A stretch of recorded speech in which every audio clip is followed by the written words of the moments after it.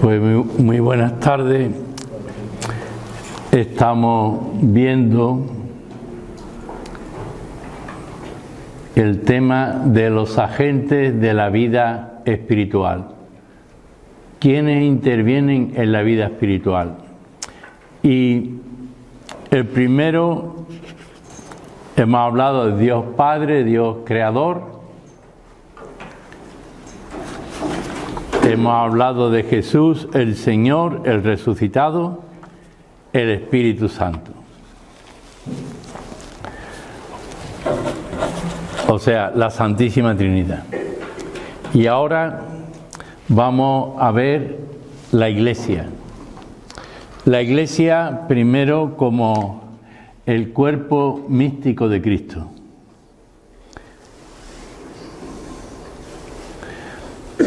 Cuando hablamos de cuerpo místico estamos hablando de entrar en un misterio y con Cristo. Cuerpo místico de Cristo, sabemos, el cuerpo unido a la cabeza, Cristo en la cabeza. La Iglesia es en su totalidad el cuerpo místico de Cristo.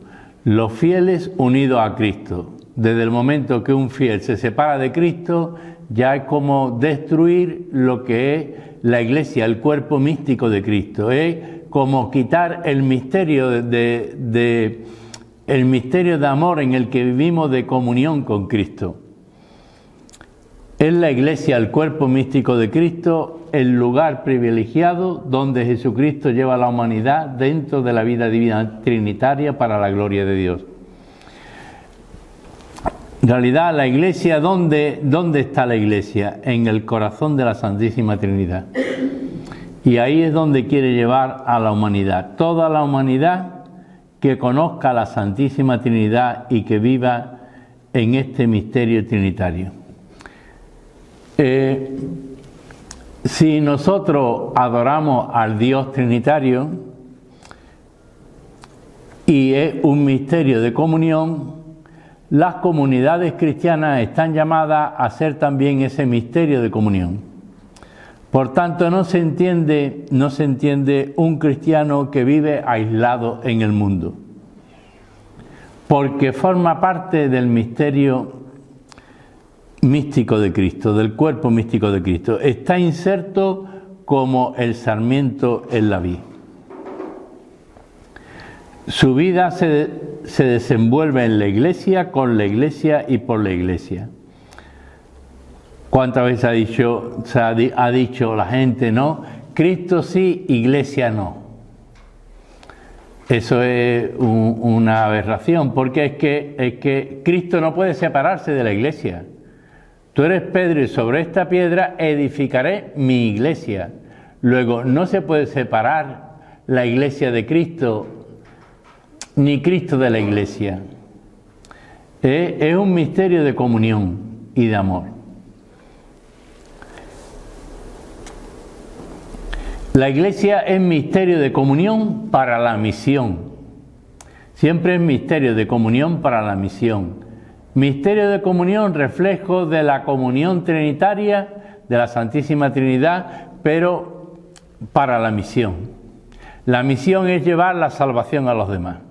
Es llevar el misterio de Cristo, el Evangelio, es llevar la vida de Cristo, que conozcan al Señor, que conozcan su mensaje, que conozcan el Evangelio, que conozcan su Iglesia, que conozcan la gracia que se recibe en las fuentes, las 7 fuentes de la vida, que son los sacramentos.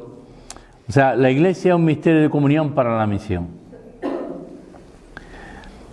En la Iglesia, el Espíritu es el que crea la comunión con Dios y con los hermanos. Sin el Espíritu no hay comunión. Cuando no hay comunión entre los hermanos es porque falta el Espíritu Santo. Porque no dejamos actuar al Espíritu Santo. Cuando somos nosotros los protagonistas, ya el Espíritu Santo no es el protagonista. No es el que mueve mi vida, sino que la muevo yo. Entonces, cuando se rompe esa comunión, ya no puede actuar el Espíritu Santo. Y sin el Espíritu no hay comunión. La vida espiritual cristiana es vida comunitaria donde el Espíritu une los corazones. En Hechos 4:32 tenían un solo corazón, una sola alma y un solo espíritu.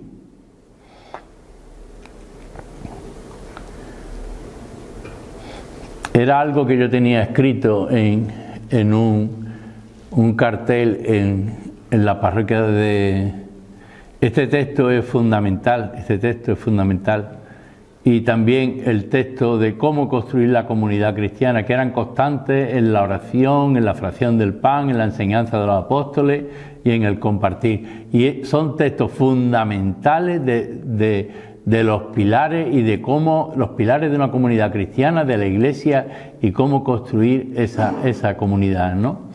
Entonces, todo lo que sea contrario a que tenían un solo corazón, una sola alma y un solo espíritu, pues es como echar fuera, ¿no?, de lo que es nuestra esencia, nuestro ser, lo que nosotros somos. Es que nosotros sin Cristo no somos nada, y sin el Espíritu Santo entre nosotros no somos nada. ¿Y qué podemos dar de nosotros? Nuestras miserias, pero sin nuestra grandeza, nuestra riqueza es precisamente Dios y la acción de Dios a través de nosotros. Y nosotros, que no ha escogido Dios a los sabios, a los entendidos, sino a los pobres, a los necios, a los plebeyos, para confundir al que se cree algo, ¿no? El Espíritu realiza en la Iglesia el sueño de Dios. Padre, que todos sean uno como tú y yo somos uno. Estamos en la semana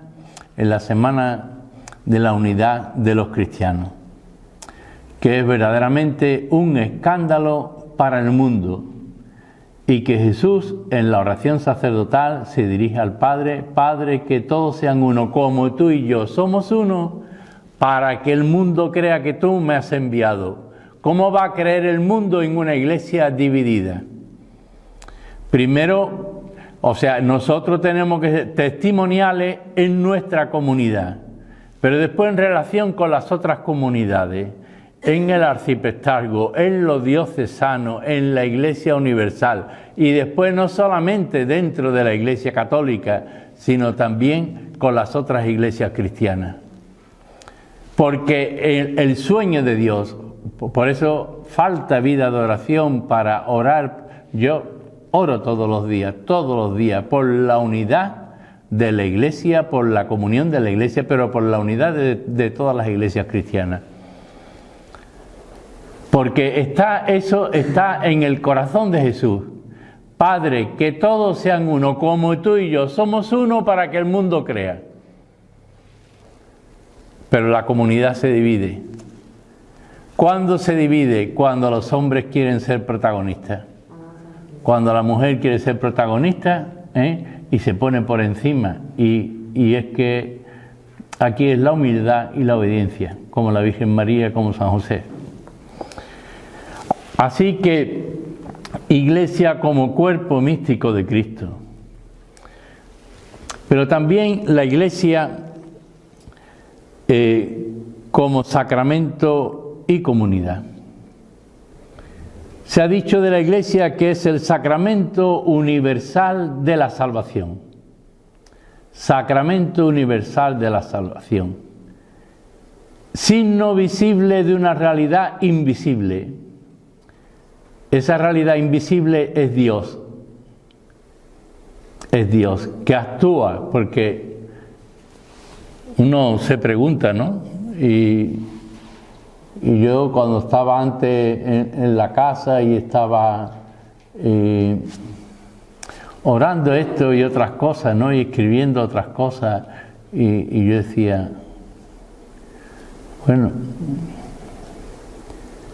tantos años, ¿no?, aquí, ¿no?, y ahora aquí y solo con Dios, ¿no? ¿Y quién sostiene esto?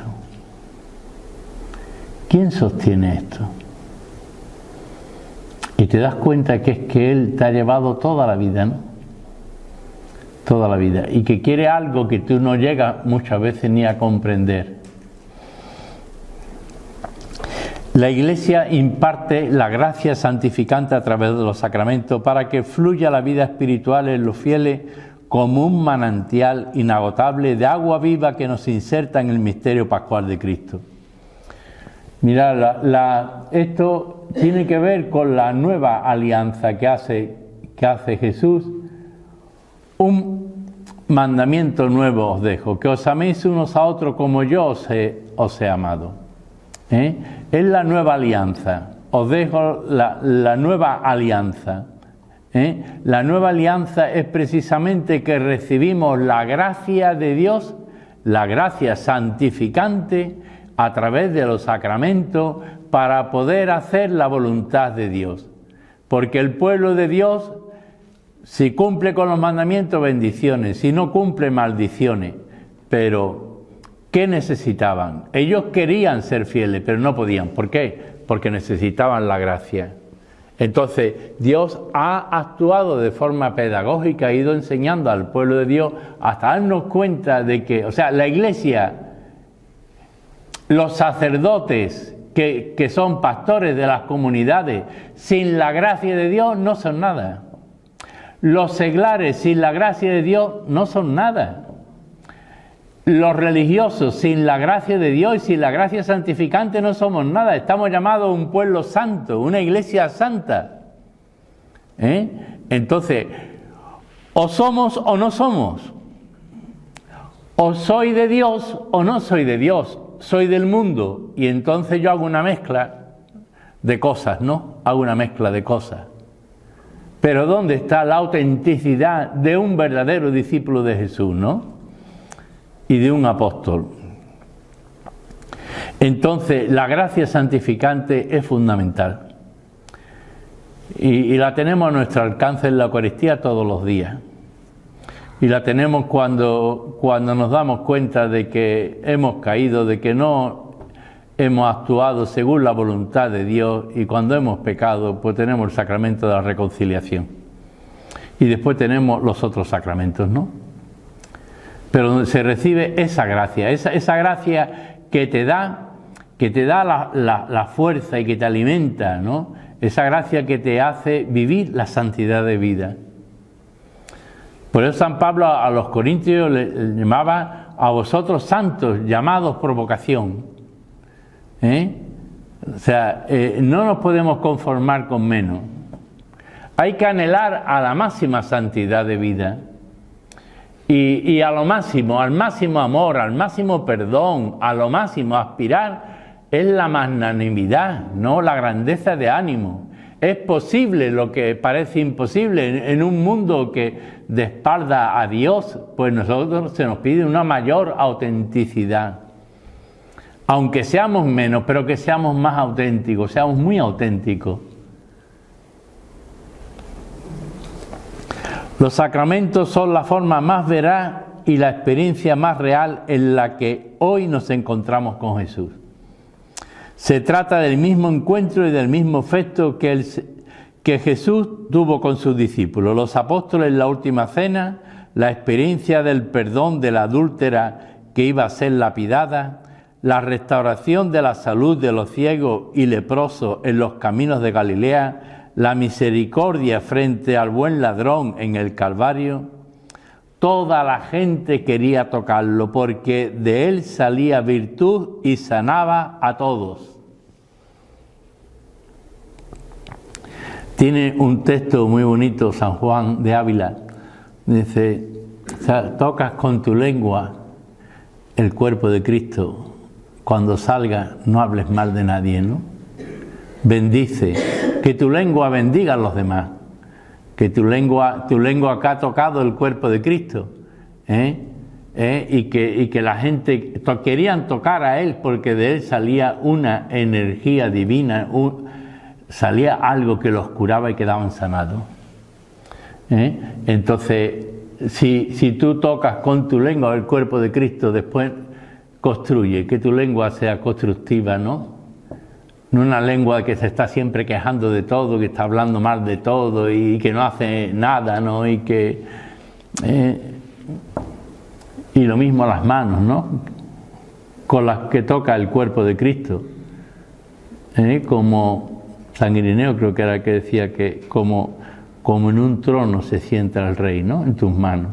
Entonces las manos es con el hacer, que ha sido, tus manos han sido tocadas por Cristo. Entonces, que todo tu hacer tenga el sello de Cristo, ¿no? O sea, lo nuestro y lo que hacemos, lo que vivimos, no es nuestro, es de Él. Es de Dios en nosotros. Y nosotros somos afortunados porque hemos sido llamados y hemos dicho sí. Y toda la gente quería tocarlo porque de él salía virtud y sanaba a todos. La Iglesia, a través de los sacramentos, es ese cuerpo santo que todos quieren tocar para ser sanados.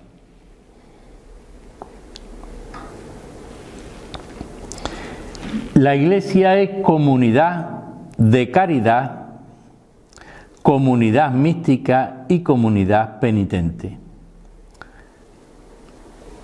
El hombre espiritual es iniciado por el Espíritu para vivir en el amor oblativo hacia el otro, como lo hacía Jesús. La caridad es la entrega desinteresada. Te ofrece no tanto lo que tú das o lo que tú haces por los otros, sino es tu ser que se ofrece. La caridad del que se ofrece a los demás para servir humildemente a los demás sin esperar nada, Porque fijaros Jesús todo lo que hizo y fijaros cómo le pagaron. O sea, no esperemos nada, sino entrégate. Tú sé fiel a Él y Él ya te recompensará y notará los momentos en que Él está actuando en tu vida. La Iglesia es una comunidad de caridad. La caridad es lo que resplandece el amor, ¿no? La caridad va más allá del amor, es una virtud y es don de Dios y también es tarea nuestra. Todos practicando la caridad. O ninguno practica la caridad. ¿En qué se convierte la Iglesia? Todos, ¿no? Practicando la caridad. Todos caritativos. Y al mismo tiempo una comunidad mística. Mística entre nosotros, porque cuando todos comulgamos el cuerpo de Cristo, todos somos uno en Cristo.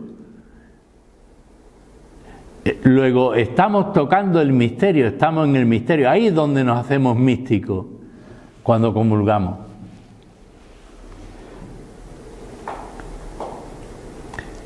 Si Cristo es la vida de Cristo es nuestra vida en comunión. En comunión. Entonces, qué importante es construir esa comunión. No individualidades, que cada uno hace lo que quiere y vive como quiere, lo que sea. No. Tenían un solo corazón, un solo espíritu, en comunión con Cristo. Es una comunidad mística que entra en el misterio, toca el misterio. Está siempre alimentándose de un misterio de amor. Y una comunidad penitente. El hombre espiritual es iniciado por el Espíritu para vivir en el amor oblativo hacia el otro, como lo hacía Jesús, recibe el don de contemplación para mirar como Jesús miraba y vive en un continuo perdón fraterno renovado. La comunidad penitente es una comunidad sacrificada, es una comunidad que perdona, que sabe perdonar, porque no saben lo que hacen, 70 veces 7, siempre. La comunidad del perdón, el que no perdona es el que se hace daño a sí mismo, el que guarda resentimientos y eso. Una iglesia con resentimiento no puede crecer, no puede avanzar. Por eso el perdón está en el corazón de la comunidad cristiana y del amor cristiano. La pertenencia a la Iglesia se realiza a través del sacramento del bautismo.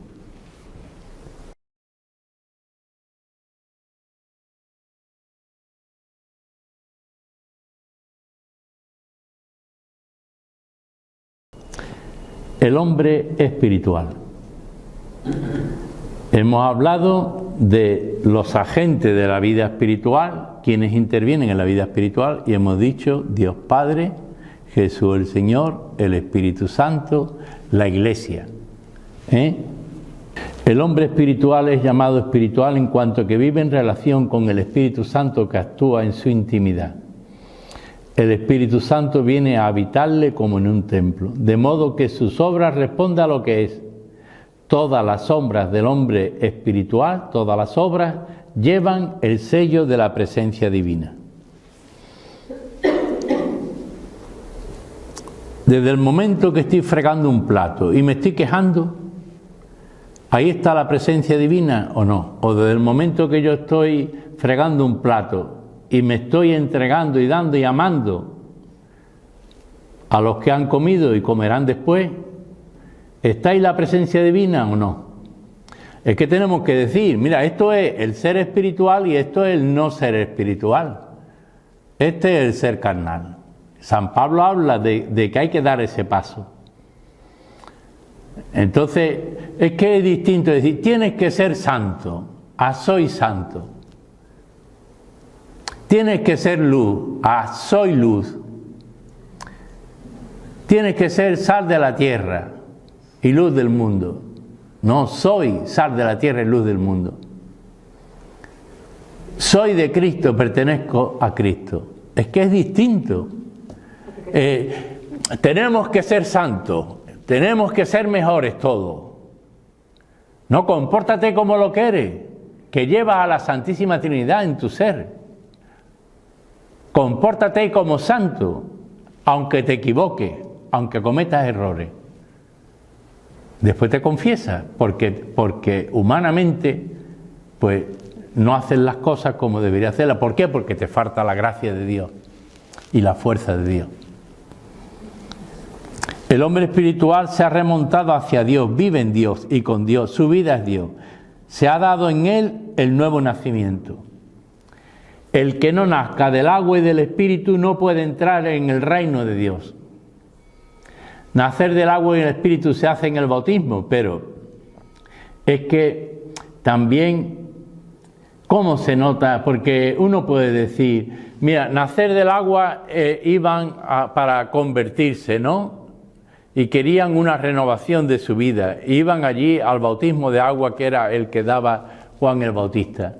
Pero nacer del agua y del Espíritu, nacer del Espíritu de Jesús,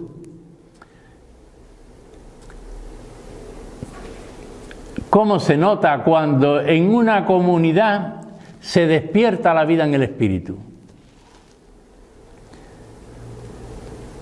Y no solamente es que yo despierte a lo espiritual, sino que sea la comunidad que despierta a lo espiritual. De lo que estamos hablando, hay tanta gente, tantos cristianos aislados. Yo voy a misa el domingo y yo ya no vuelvo hasta la semana que viene, no conozco a nadie, ni he saludado al cura, nunca he hablado con el cura, nunca he hablado con nadie, yo voy a lo mío. ¿Para eso dio Jesús la vida? No. Lo primero que él hace es que forma una comunidad. Es lo primero que hace. Llamó a los que él quiso, pero formó la comunidad de los 12. Y después le siguieron más gente. Pero primero, o sea, el espíritu comunitario no puede faltar. La fraternidad del reino no puede faltar. Entonces, el que no nazca del agua y del espíritu, estar despiertos por el Espíritu, no puede entrar en el reino de Dios. Porque el reino de Dios es un reino espiritual. Movido por el Espíritu. Muriendo al hombre viejo, embarrado en la situación del pecado, ha puesto su vida en las manos de Dios. Se ha dejado llevar por Dios y es ya el Espíritu Santo su único guía. Ha nacido el hombre nuevo, la mujer nueva, y así, despertando a la vida espiritual, recorre ya el camino del seguimiento de aquel que es lleno del Espíritu Santo, Cristo Jesús, el resucitado. Tras las huellas de Jesús. Por eso hace falta tanto ir al Evangelio, hace falta conocer a Jesús para lo que se conoce, lo que se ama, para después poderlo seguir, ¿no? Es conocer a Jesús. Cuando tú conoces y algo te atrae de ese conocimiento, te atrae y te enamora, entonces tú eres capaz de seguirle, porque ves que no hay nada más maravilloso que eso que has encontrado. Entonces es el tesoro. Después de ver la Iglesia, el hombre espiritual, la mujer espiritual, el hombre de Dios, ¿qué es lo que puede dar un cristiano? A Dios. Y la experiencia de Dios que tú tengas cada día. Y vivirlo todo iluminado desde la fe. Esa es tu riqueza, eso es lo que tú puedes dar a los demás. Porque hacer una obra de caridad, ayudar a un pobre, y esto lo hacen montones de gente. Pero ¿y dar a Dios? ¿Y la experiencia de Dios? ¿Y llevar a los demás esa experiencia de encuentro con Él? Y ese es el sentido, es que no hay salvación, o sea, la salvación se encuentra, por eso la Iglesia como sacramento universal de salvación, porque la Iglesia tiene que anunciar a Jesucristo, tiene que llevar a Jesucristo a los demás.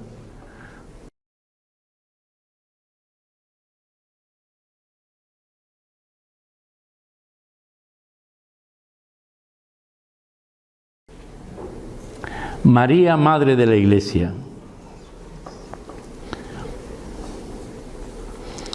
Madre de la Iglesia, Madre de Dios, Madre de los creyentes. En toda la espiritualidad cristiana no puede faltar la influencia de María, nuestra Madre. Ahí tienes a tu Madre. María, al pie de la cruz, se hace modelo de toda espiritualidad cristiana. Es la mujer que se mantiene firme, de pie ante el dolor y ante el sufrimiento, y actúa como madre de todos los seguidores de Jesús. Yo ante el dolor, ante el sufrimiento, me puedo hundir o puedo mantenerme de pie como María. Ante las cosas duras de la vida, ante los conflictos, yo me puedo hundir o me puedo mantener a los pies de la cruz y abrazado a la cruz, como la Virgen, y besando los pies de Jesús, ¿no? De Jesús crucificado.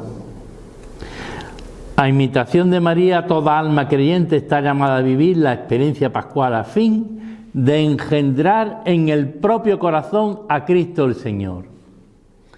Esto es como un parto. Y muchas veces con dolor. Porque una cosa es lo que tú quieres y otra cosa es lo que Dios quiere de ti.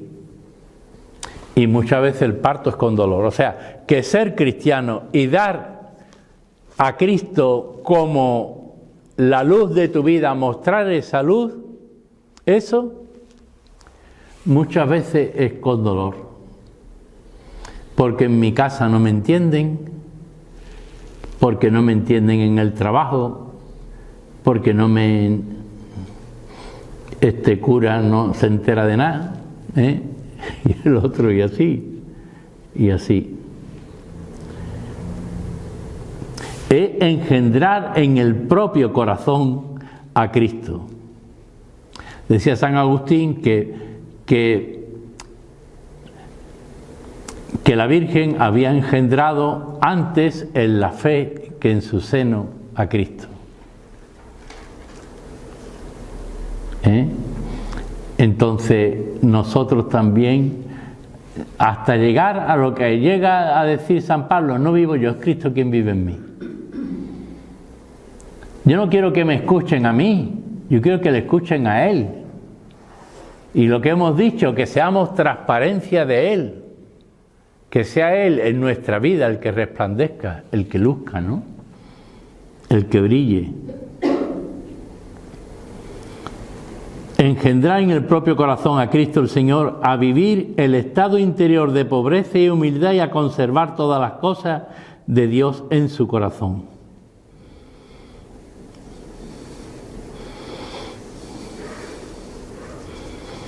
Yo puedo tener en el corazón unos problemas, unas cosas que se van gestando ahí, pero ahora, ¿cuál es el tesoro de mi corazón, no?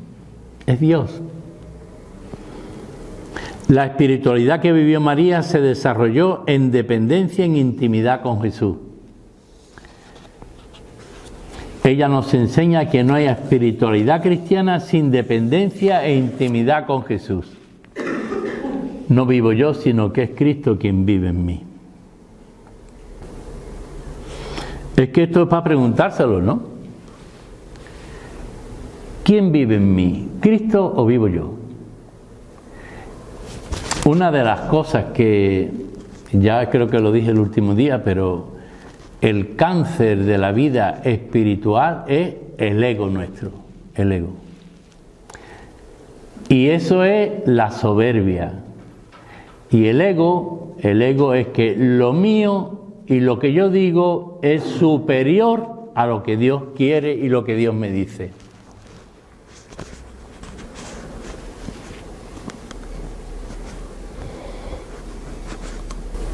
Las personas que, por ejemplo, los que están llamados, los monjes, van a una comunidad porque vivir en el mundo es complicado, quiero decir, es difícil a la humildad, a la pobreza, por eso van a un convento, se van, ¿no? Yo muchas veces he pensado si lo mío no había sido ser monje. ¿Por qué? Porque, o sea, la espiritualidad, la oración, pero yo siempre he sentido una llamada a que hay que enseñar a orar a la gente y que hace falta que toda esa riqueza que la tiene la Iglesia, que muchas veces los religiosos no lo muestran,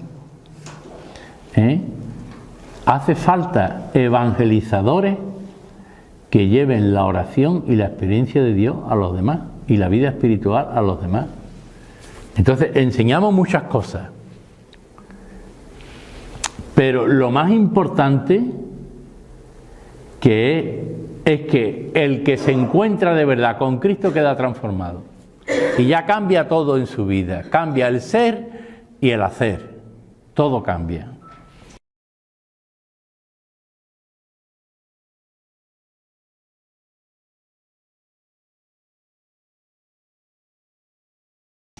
Y terminamos con el mundo.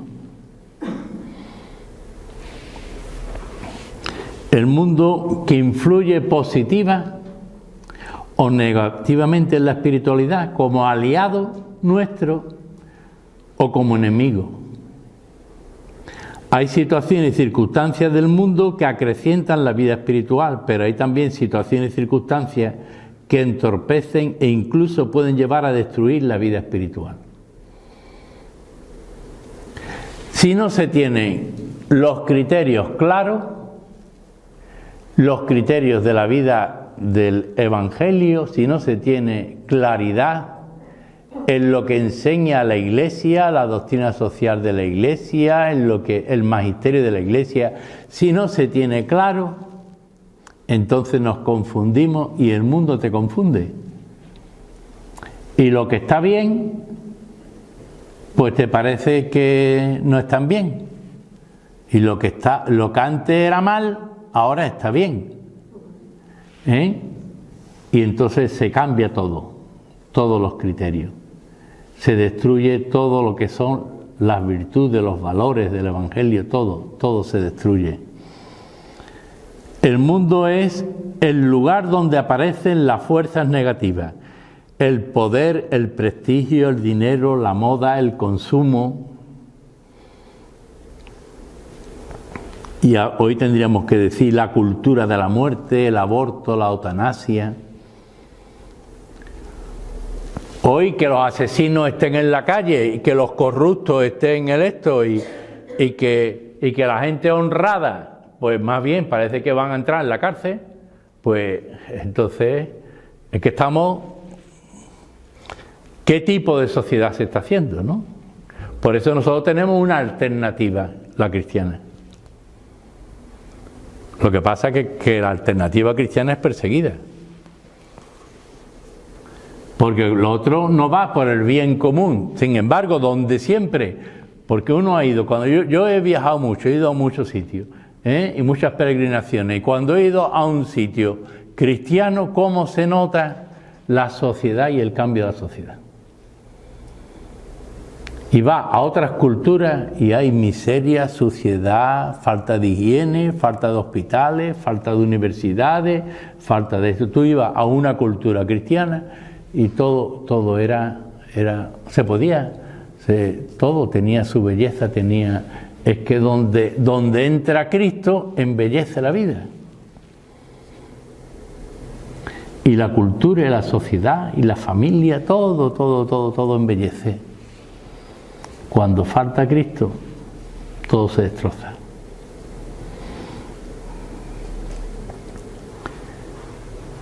Así que en el mundo aparecen fuerzas negativas, contrarias al Evangelio, contrarias a la vida espiritual, pero también hay fuerzas positivas, como todas las personas que buscan el bien común, las asociaciones, el ecologismo, el pacifismo, todo lo podríamos aquí hablar de las hermandades.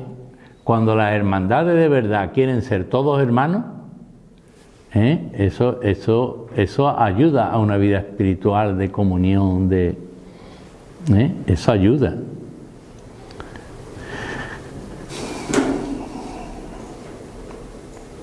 Todo el problema de la ecología, que ya lo veremos, al final del todo, la espiritualidad, la ecología y la espiritualidad, Laudato Si, el documento del Papa. Esta fuerza entra en el hombre y es en el hombre donde se produce el gran combate hacia la vida o hacia la muerte. Para ello, el apóstol Pablo nos aconseja que nos revistamos de la coraza de la fe y de la caridad, con el yelmo de la esperanza de salvación. Es decir, él entiende al cristiano como un soldado, como un guerrero.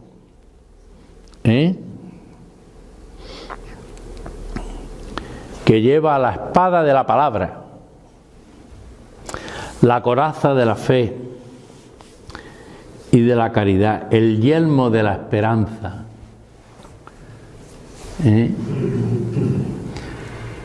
O sea, ponte el yelmo de la esperanza. Quiere decir, vive desde la esperanza, no desde el derrotismo o desde el pesimismo, porque entonces está entrando ahí el maligno dentro de ti.